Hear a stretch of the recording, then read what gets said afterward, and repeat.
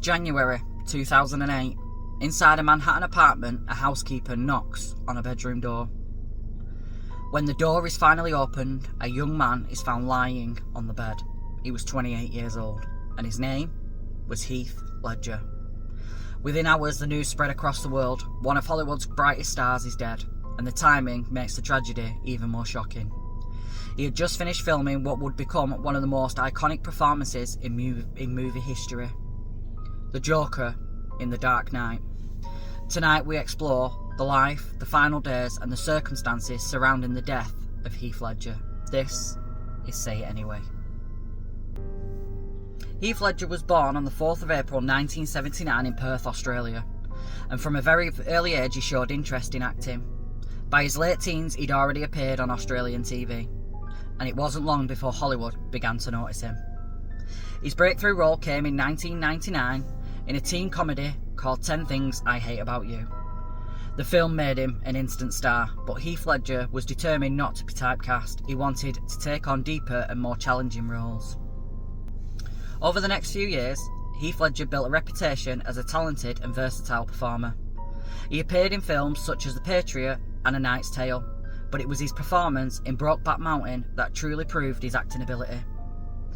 The role earned him an Academy Award nomination and critical acclaim across the world. By the mid-2000s, Heath Ledger had become one of the most respected young actors in Hollywood. In 2007, Heath Ledger began working on what would become his most famous role, the Joker in The Dark Knight.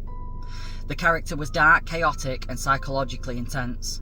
Now, to prepare, Heath reportedly spent weeks studying the character and developing the Joker's unique voice and mannerisms.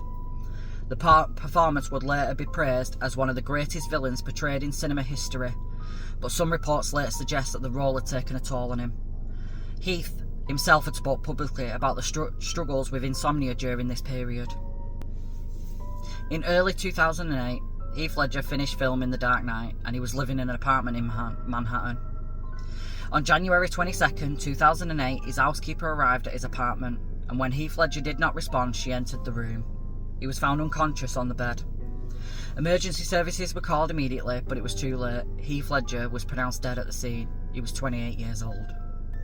Following his death, investigators began examining what had happened. Several prescription medications were discovered in his apartment, and the autopsy later revealed the cause of death from acute intoxication caused by a combination of prescribed medications.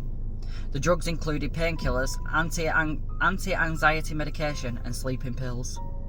Authorities ruled accidental death. There was no evidence of suicide. Instead, the combination of medications had unintentionally slowed his breathing. When The Dark Knight was later released that year, audiences were stunned by his performance. His Joker was terrifying, unpredictable, and unforgettable. The role earned him a posthumous Academy Award for Best Supporting Actor. It was recognition of a talent that had been lost far too soon.